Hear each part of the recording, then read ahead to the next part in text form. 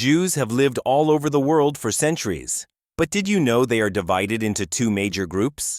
Ashkenazi and Sephardic Jews share the same faith but have different languages, traditions, and histories.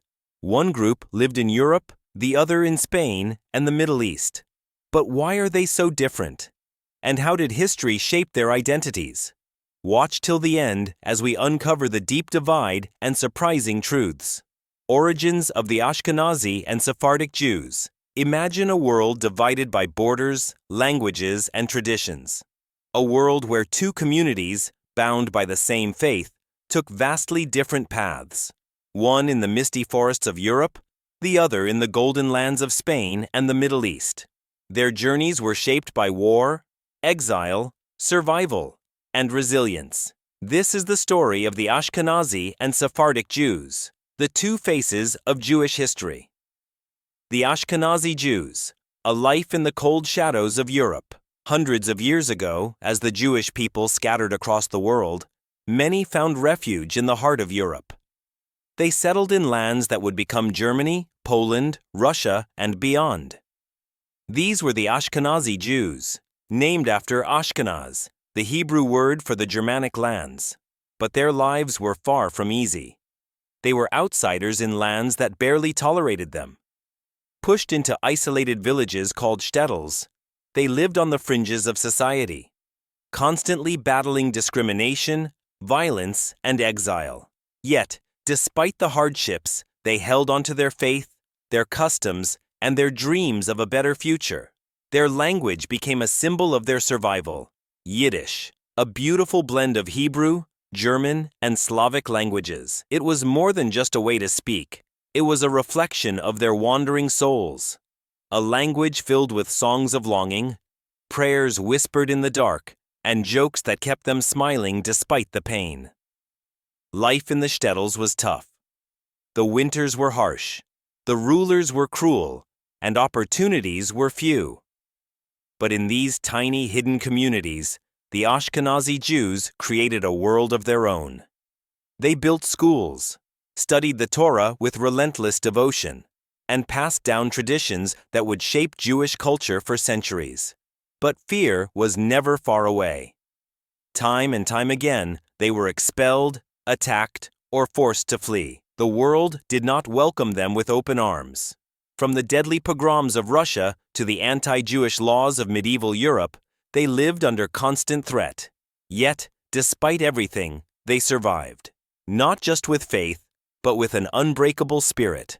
From the poorest shtetl to the grand synagogues of Poland, they carried a fierce determination, the will to keep their identity alive. Their resilience would shape the future of Judaism. But they were not the only ones to write history. Far away, under the warm sun of Spain and North Africa, another Jewish community flourished, the Sephardic Jews. While the Ashkenazi Jews struggled in the cold lands of Europe, their Sephardic brothers and sisters were part of one of the most magnificent civilizations in history, medieval Spain. For centuries, Spain was home to one of the richest and most powerful Jewish communities. Here, Jewish poets, scholars, and merchants walked alongside Muslim and Christian rulers. They wrote philosophical masterpieces, crafted breathtaking synagogues, and built centers of learning that rivaled the greatest institutions of their time. Their language was Ladino, a poetic fusion of Hebrew and Spanish, flowing like the music of the Andalusian streets. Their traditions were a vibrant mix of Jewish, Arabic, and Mediterranean influences, creating a culture unlike any other in the Jewish world. But this golden age did not last. In 1492, everything changed. King Ferdinand and Queen Isabella of Spain issued the Edict of Expulsion, forcing all Jews to either convert to Christianity or leave their homes forever. Overnight, the flourishing Sephardic community became refugees, scattered across the Ottoman Empire, North Africa, and the Netherlands. Families were torn apart. Wealth was stolen. A history was erased. Yet, even in exile, the Sephardic Jews held on to their identity. They carried their traditions, their recipes, their songs, and most importantly, their unbreakable faith. Whether in the bustling markets of Istanbul or the quiet synagogues of Morocco, they found ways to rebuild, to thrive, and to keep their culture alive. But there was one heartbreaking truth. They would never again see Spain as their home. Their history in the land they had once flourished in was wiped away, left only in echoes and forgotten ruins. The Ashkenazi Jews, trapped in the cold ghettos of Europe, and the Sephardic Jews, wandering the Mediterranean after their expulsion. Two communities shaped by different worlds, yet bound by the same Torah, the same prayers, and the same undying hope. But as history would unfold, one of these groups would grow to dominate Jewish identity, while the other would slowly fade into the background. Why? What happened? And how did this divide change the Jewish world forever? The answers lie deep in history. And to truly understand, you need to watch this video till the end. History does not simply shape people, it carves them. It etches its mark on traditions, on faith, on the very way people live and breathe. The Ashkenazi and Sephardic Jews, though bound by the same core beliefs, walked two vastly different paths.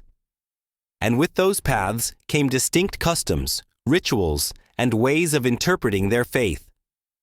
Their stories are not just about survival. They are about identity, about the deep, unshakable ties to a past that shaped everything they are today. Faith is the heartbeat of Jewish life.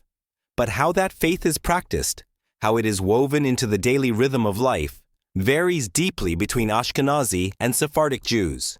The Sephardic Jews, once part of the intellectual and cultural richness of medieval Spain, embraced a practical, fluid approach to Jewish law. Their scholars were philosophers, scientists, and poets. They debated religious texts with an openness that reflected the multicultural world they lived in. For them, Jewish law, halakha, was adaptable, flexible to the realities of life.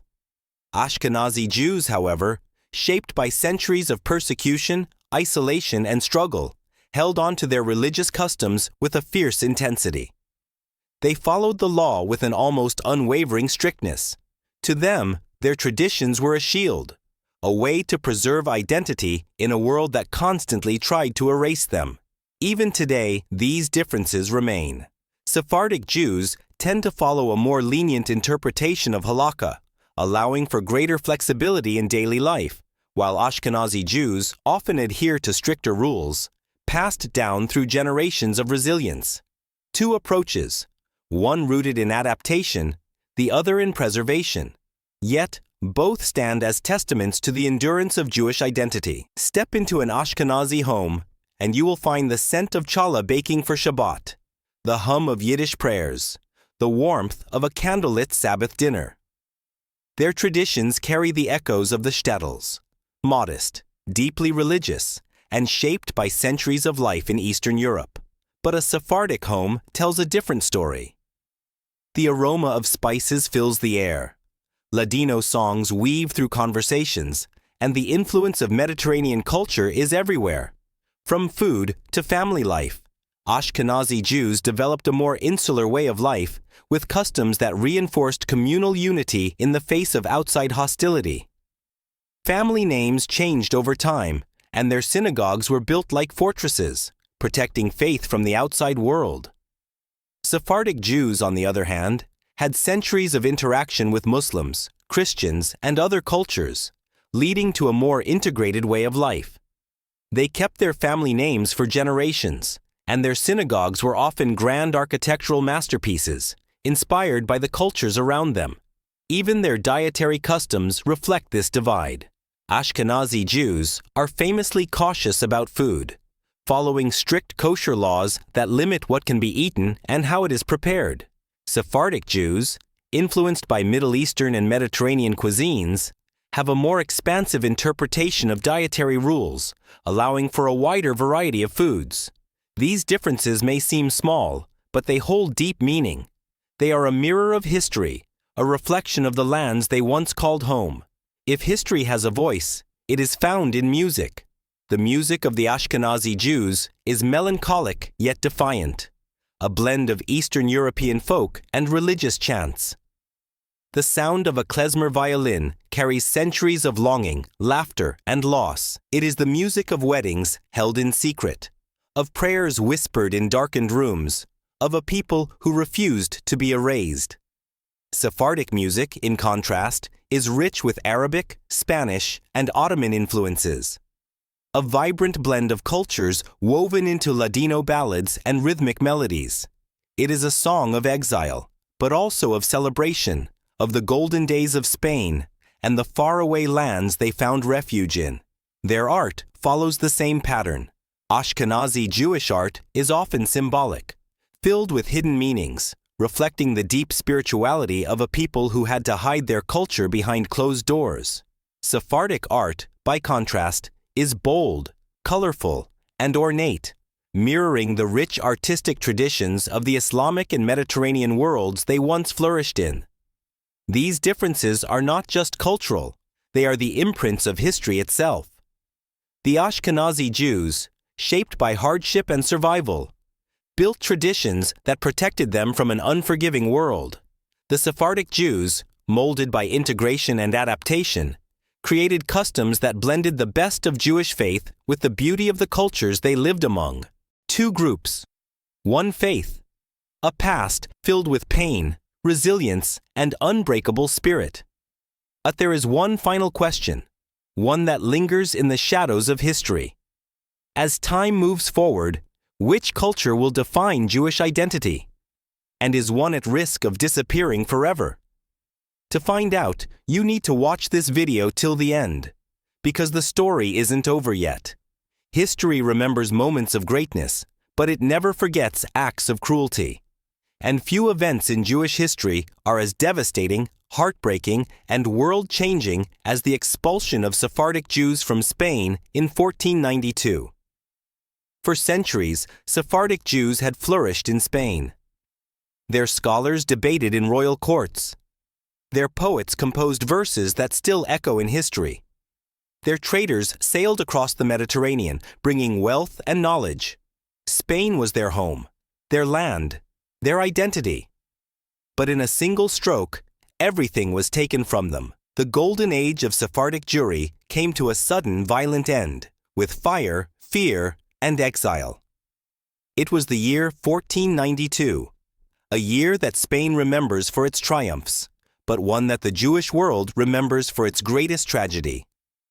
The same year Columbus set sail to discover the New World, Spain's Catholic monarchs, King Ferdinand and Queen Isabella, signed a decree that would destroy an entire community.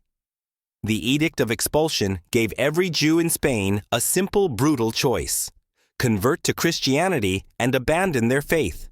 Leave Spain forever, with no possessions, no home, and nowhere to go.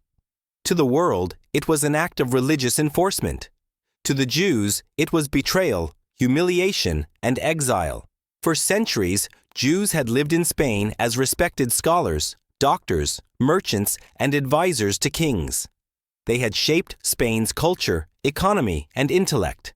And yet, in a moment of blind fanaticism, they became outcasts. As the deadline approached, tens of thousands of Jewish families faced the most painful decision of their lives: convert and betray their ancestors, or leave and lose everything. The streets of Spain filled with chaos and despair. Families packed what little they could carry. Children clung to their parents, crying as their homes were taken from them. Synagogues that once echoed with prayers were locked. Businesses that had thrived for generations were abandoned overnight. Some converted, but their suffering was far from over. The Spanish Inquisition would hunt down, torture, and execute any Jew suspected of secretly practicing their faith. Even those who stayed lived in fear, never knowing when a knock on the door might mean their end. But for those who chose exile, a different horror awaited: a world that did not want them. Imagine being forced from your homeland with nowhere to go. No country, no city, no ruler welcomed the Sephardic Jews with open arms. Thousands boarded ships, desperate for refuge, but the seas were not kind. Many were robbed by pirates, thrown overboard, or left to starve. Some were forced into slavery. Others arrived at foreign shores, only to be turned away. Many found refuge in the Ottoman Empire, where Sultan Bayezid II saw an opportunity. "Spain's loss is our gain," he declared, welcoming Jewish exiles to cities like Istanbul and Salonika. Others fled to North Africa, Italy, and the Netherlands, each place shaping their identity in different ways. The Sephardic Jews became wanderers, merchants, diplomats, always outsiders, always survivors. And yet, through the pain of exile, they carried something priceless: their traditions, their language, their resilience. Their songs still carried the melodies of Spain. Their food still carried the flavors of Andalusia. Their prayers still carried the whispers of a land they could never return to. They were no longer Spanish, yet Spain was forever part of them. The expulsion of 1492 was not just a moment, it was a scar that never faded. It shaped Jewish history in ways no one could have predicted. It created the Sephardic diaspora, scattering this once unified community across the world. It forced them to adapt, rebuild, and fight for survival in every land they reached. But more than that, it left a wound in Spain itself. The country that once thrived on Jewish intellect and trade was weakened, culturally and economically. The expulsion did not just destroy Jewish lives, it crippled Spain's future. And yet, against all odds, Sephardic Jews survived. They built new lives in Turkey, in Morocco, in Amsterdam. They became scholars, diplomats, and leaders in their new homelands. But they never forgot. Even today, centuries later, Sephardic Jews still speak Ladino, the language of their ancestors. They still preserve the traditions of medieval Spain. And some still dream of what was lost. But the question remains, was this truly the end of Sephardic identity? Or was it only the beginning of something greater? To understand the full impact of this history, you need to watch this video till the end. History is full of wounds, but some wounds never heal. Some scars are too deep, too painful, too horrific to be forgotten. The Holocaust wasn't just another chapter in Jewish history, it was a wound that shattered families, erased communities, and redefined Jewish identity forever. The Ashkenazi Jews, already battered by centuries of persecution in Europe, faced their darkest nightmare during World War II. The Nazi regime did not just see them as outsiders, they saw them as an enemy to be wiped from existence. But what many people don't realize is that Sephardic Jews, too, were caught in the storm of genocide. In France, in Greece, in North Africa. The Holocaust did not discriminate between Jewish cultures. It hunted them all. This was a war against identity, against survival, against the very existence of a people. The Ashkenazi tragedy. From ghettos to gas chambers, before World War II, Europe was home to millions of Ashkenazi Jews. They had built lives in Poland, Germany, Hungary, and Russia. Their communities were rich in culture, education, and faith. But when the Nazis came to power, everything changed. The walls closed in.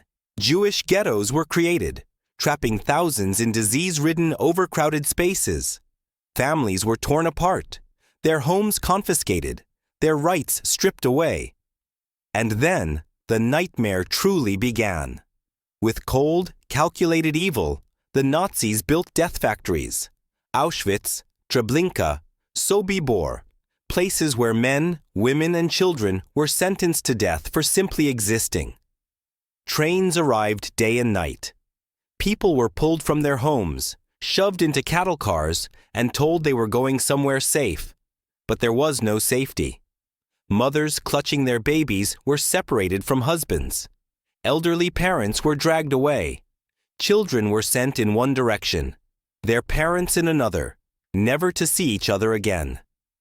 The gas chambers did not care about prayers, about culture, about tradition. The screams of millions filled the air, and the world stood silent. 6 million Jews were murdered. 6 million lives gone. The Ashkenazi Jews, once the heartbeat of European Judaism, were left in ruins. But even in the face of such evil, there was resistance. In the Warsaw Ghetto, young fighters with nothing but stolen weapons fought against the Nazis.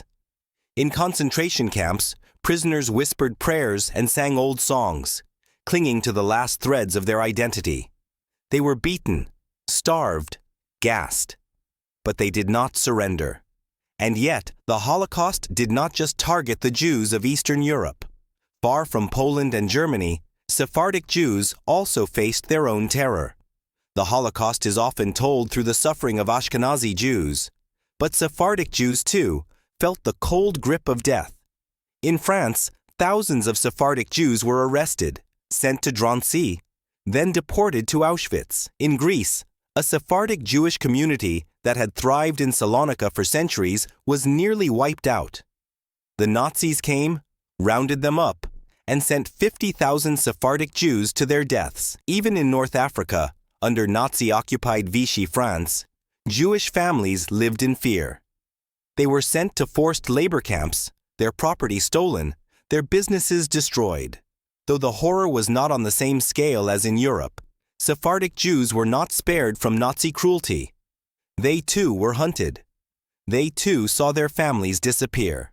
By the time the war ended in 1945, Jewish Europe was gone. Communities that had existed for hundreds of years were erased. Families were left with nothing but memories and a pain too deep for words. But the Holocaust was not just a physical genocide, it was a cultural one. Entire Jewish traditions were lost forever. Sephardic and Ashkenazi identities were fractured. The Jewish world was forced to start again from the ashes. Some survivors returned to their old homes, only to find them stolen, occupied, or burned to the ground. Others had no home to return to at all. The pain of survival was often unbearable. How do you rebuild when everything is gone? How do you carry on when you have lost your parents, your siblings, your children? Jewish survivors refused to let history end in tragedy. Many left for Israel, America, and South America, determined to build a new life. Others stayed in Europe, carrying with them the weight of memory. But something had changed. Jewish identity had been reshaped. Before the war, Sephardic and Ashkenazi Jews had lived in their own distinct worlds, separated by language, tradition, and geography. But after the Holocaust, the lines blurred. The Jewish people, once scattered across different lands, now had one tragic thing in common: survival. The Holocaust did not just kill, it transformed Jewish identity forever. Today, the memories of the Holocaust remain etched in history. The old Sephardic Jewish neighborhoods in Greece stand empty, their stories fading with time. The shtetls of Poland exist only in old photographs, their streets silent. But the Jewish spirit refuses to die. Each year, the world remembers the Holocaust. Survivors, now old and frail, tell their stories so that the world will never forget, so that history never repeats itself. But a question remains: did the Holocaust unite Sephardic and Ashkenazi Jews, or did it deepen the divide? The scars of the past remain. The pain of exile, of destruction, of loss. It never truly fades. But history is not just about what was lost. It is also about what was rebuilt. History is not just something we read in books. It is alive. It breathes in the streets of modern cities, whispers through traditions passed down over generations, and lingers in the choices people make every day. The Ashkenazi and Sephardic Jews, two distinct branches of the same tree, have carried their identities through centuries of exile, persecution, and survival. But in today's world, where do they stand? Which traditions have endured? Which have faded? And how has their influence shaped the modern Jewish experience, especially in Israel? The answers are complex. They are woven into the politics, education, culture, and technology of today's Jewish world. And they reveal a hidden struggle for identity, one that still exists, even after centuries of shared history. Numbers don't just tell a story. They shape history. Today, Ashkenazi Jews make up nearly 80% of the world's Jewish population, while Sephardic and Mizrahi Jews account for a much smaller percentage. But it wasn't always this way. Before the Holocaust, the Jewish population was more evenly distributed. Eastern Europe was home to millions of Ashkenazi Jews, while Sephardic and Mizrahi Jews thrived in the Middle East, North Africa, and the Mediterranean. But the horrors of World War II and the mass migration of Jews to Israel changed everything. Ashkenazi Jews, coming from Europe, brought with them Western education, political influence, and economic power. They filled the ranks of universities, businesses, and government offices. Sephardic Jews, however, often arrived from less developed countries, struggling to find the same footing in a rapidly modernizing world. They faced discrimination, economic hardship, and cultural erasure. This divide, though rarely spoken about, has shaped the modern Jewish world in ways few people realize. The creation of Israel. Whose culture became the foundation? When Israel was founded in 1948, it was a nation built on the dreams of Jewish unity. A homeland where Jews, Ashkenazi, Sephardic, and Mizrahi alike, could finally live free. But unity was easier to dream of than to achieve. The leaders of Israel were mostly Ashkenazi Jews, European-born, highly educated, and shaped by Western ideals. They set the political, educational, and economic foundations of the country. Ashkenazi customs, foods, and traditions became the standard. Hebrew was spoken with an Eastern European accent. Schools taught Ashkenazi history. Sephardic and Mizrahi Jews, arriving from places like Morocco, Iraq, and Yemen, often found themselves treated as second-class citizens. Their traditions were viewed as less modern. Their languages and customs often dismissed. They were pushed into poorer neighborhoods, given fewer economic opportunities, and told to assimilate. The struggle for recognition became a battle for cultural survival. For years, Sephardic and Mizrahi Jews fought for equal representation in politics, education, and media. And slowly, change began. Today, Israel is no longer just an Ashkenazi state. The sounds of Sephardic music, the flavors of Mizrahi cuisine, and the traditions of Mediterranean Jews are now an inseparable part of Israeli culture. But even now, the scars of past discrimination remain. A cultural tug-of-war. Whose voice shapes Jewish identity today? Jewish identity today is not just a matter of history, it is a matter of power, influence, and representation. In education, Ashkenazi scholarship still dominates. Universities across Israel, the US, and Europe have long focused on Talmudic studies, Yiddish literature, and Ashkenazi religious traditions, while Sephardic history often remains an afterthought. In politics, Israel has seen a growing shift in Sephardic and Mizrahi leadership, but Ashkenazi figures still hold much of the global Jewish influence. In technology and business, Jewish innovators, both Ashkenazi and Sephardic, have reshaped the world. The startup culture of Israel, known as the Startup Nation, is a blend of European efficiency and Middle Eastern resilience. Yet, even in the modern Jewish world, one question remains unanswered. Will Sephardic and Mizrahi voices ever be truly equal? Beyond borders. The global Jewish influence. The impact of both Ashkenazi and Sephardic Jews extends far beyond Israel. Across the world, Jewish communities have shaped politics, business, arts, and science. In America, Ashkenazi Jews played a massive role in Hollywood, finance, and academia. From Albert Einstein to Steven Spielberg, their influence is everywhere. In France and Latin America, Sephardic Jews have preserved their unique identity, balancing European and Middle Eastern traditions.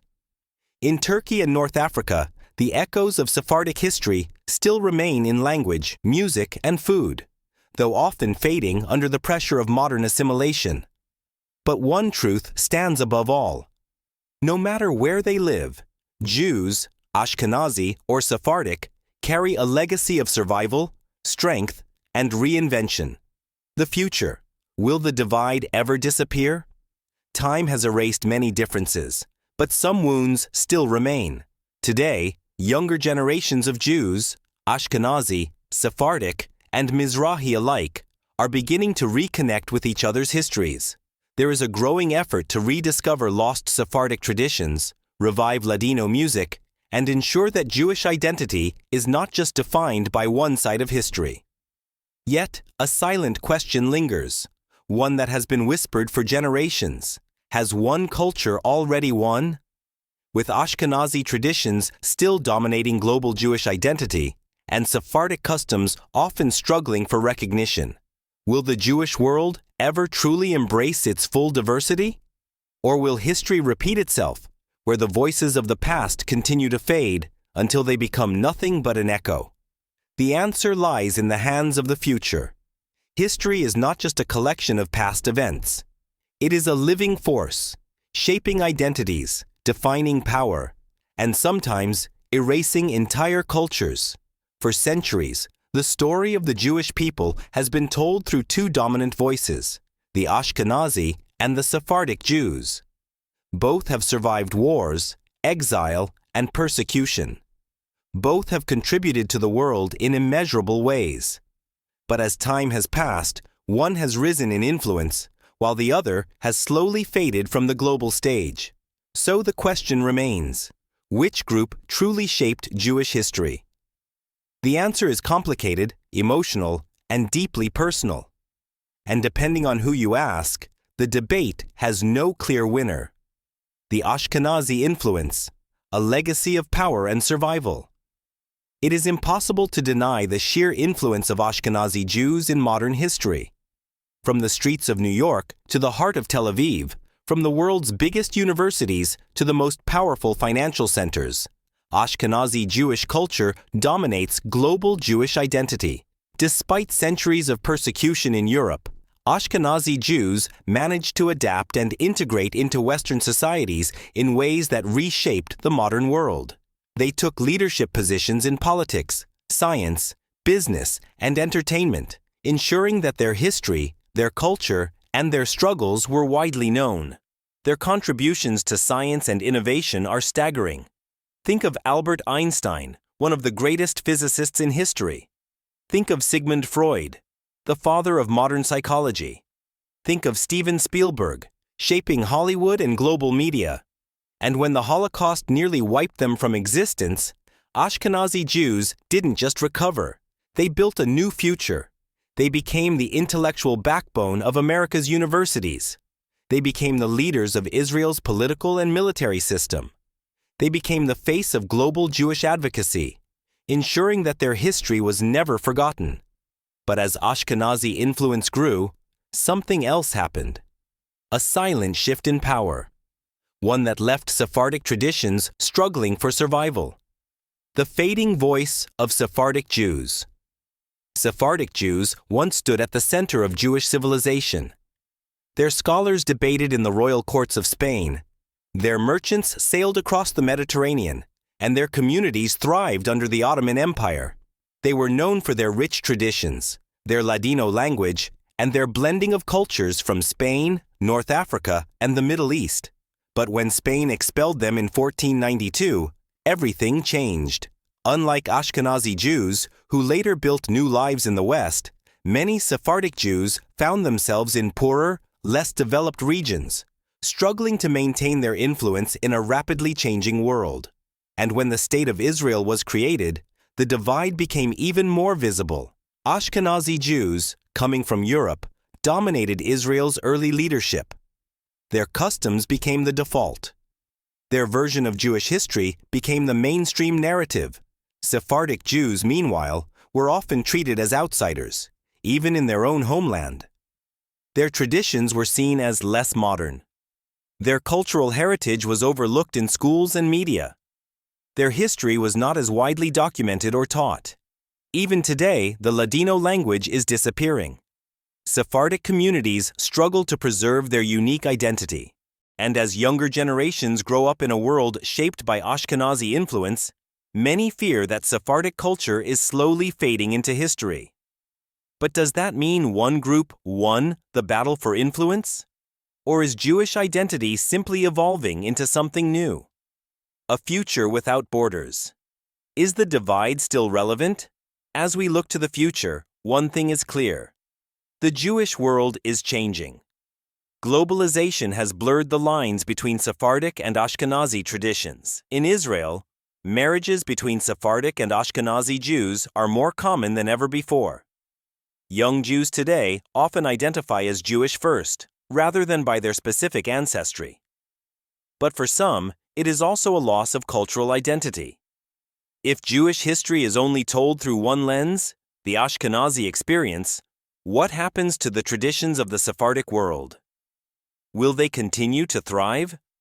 Or will they be absorbed, forgotten, and erased over time? This is the debate that still rages today. Some believe that Jewish identity should evolve, combining the best of both worlds. Others argue that each tradition should be preserved separately, to honor the unique struggles and contributions of both groups. Is the dominance of Ashkenazi culture a natural evolution of history? Or has the world failed to recognize and preserve Sephardic contributions? The Jewish people have survived exile, persecution, and genocide.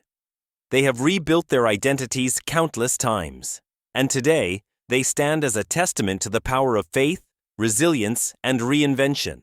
But the question remains: what happens next? Will Ashkenazi and Sephardic Jews continue on separate paths?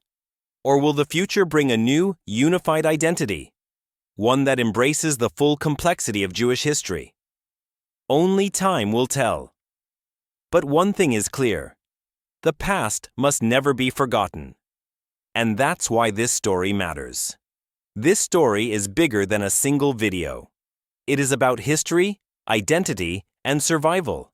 If you found this video meaningful, if you want to keep these stories alive, make sure to like this video so that more people can learn about this forgotten history. Subscribe to the channel because we will continue to uncover the hidden stories of the past. Watch the full video till the end, because history deserves to be told in its entirety. And finally, drop a comment below. Tell us what you think. Should Jewish identity be unified? Or should Sephardic and Ashkenazi cultures remain distinct? What surprised you the most about this history? Do you have Sephardic or Ashkenazi ancestry? Share your story. Your voice matters. Your history matters. Let's keep this conversation going, because the story of the Jewish people is still being written.